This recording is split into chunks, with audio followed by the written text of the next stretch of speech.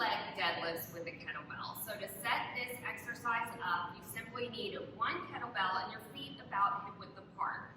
And you're working your hamstrings, your hips, your core, and your glutes in this exercise. So essentially, you want to set it up where your feet are about hip width apart, and you're going to slide one foot back behind you.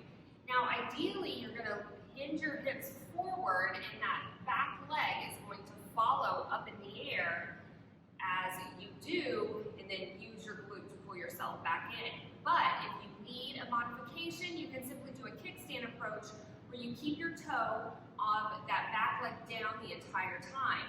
And then you're simply hinging those hips back. Again, hips go straight back, they're not going down. And then you're standing right back up, keeping all that weight in that front stabilized leg.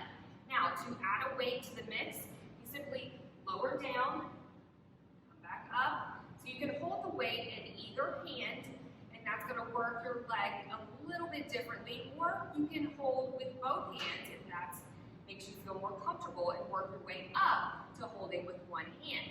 Now, I'm doing ipsilateral approach, which means opposite hand, and I'm simply going to hinge forward, keeping my shoulders and hips in line, and then coming back up, squeezing that glute at the top. Now, what you don't want to do is when you go forward, don't want to turn that back hip out. You want to keep it down the entire time. Pull back up. And that's because you want to work on keeping that neutral spine and everything in line. And when your hips turn out, that's going to throw you off.